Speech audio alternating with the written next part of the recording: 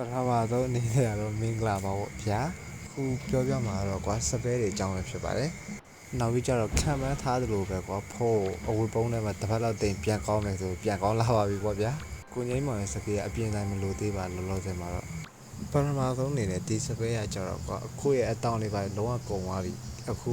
ပစုံတုတ်တွေပါကြိုက်လို့ကုန်သွားပြီဆိုရင်ပြန်လဲအားဖြည့်တဲ့ဟာပေါ့သူကကြတော့မိနစ်ဆောက်စရာမလိုကို့မှာရှိတဲ့လောက်ဖြည့်လို့ရရပေါ့ကွာပလင်းရှိတဲ့လောက်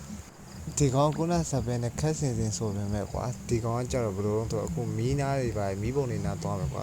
အတောင်ပြန်ဖြည့်မယ်တားကြီးမတက်ဘူးနှေးနေမယ်အဲ့လိုချိန်မျိုးကြာကွာအတောင်အမြတ်ဆုံးပြည့်အောင်လုပ်တဲ့စပယ်ပေါ့ကွာဒီကောင်ကကြတော့ကုနာကောင်နဲ့မတူတာကန်တက်ချက်တစ်ခုရှိရကွာသူကနောက်တစ်ခါပြန်သုံးဖို့ဆိုရင်10မိနစ်နေမှတစ်ခါပြန်သုံးလို့ရမှာအဲ့စပယ်ဒီကောင်ကကြတော့ကွာခုနဟာလည်းမတူသူကပစုံတော့တွေပါတွေကာကွယ်တဲ့ဟာပေါ့ကွာပစုံတော့လာကြိုက်မယ်ဆိုရင်အတောင်မပြုတ်အဲ့ဟာသုံးထားမယ်ဆိုရင်ပေါ့သူကလည်းခုနဟာနဲ့တိတ်မကွာနောက်10မိနစ်နေကွာတစ်ခါပြန်သုံးလို့ရမယ်ဒါကကြတော့ကွာအရက်ရှည်အရက်ပူတဲ့ပဲဒါပေမဲ့တချို့လူရဲ့ပြောကြတဲ့အတိမှာခဏလေးပဲရှည်တယ်ခဏလေးပဲအရက်ပူတာပေါ့အဲ့လိုပြောကြရပေါ့ကွာဒီမှာကွာဒါဆိုရင်သူကနောက်မိနစ်20နေမှသုံးလို့ရမယ်ဆိုပြီးပြတာတွေ့ရမလား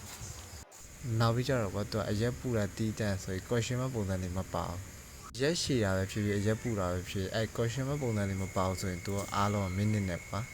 ဒီမှာကြတော့ကွာ question mark လည်းပါတယ်နောက်ပြီးကြတော့နောက်တစ်ခါပြန်သုံးလို့မရဘူးဆိုတော့မိနစ်လည်းမပါဘူးပေါ့ကွာ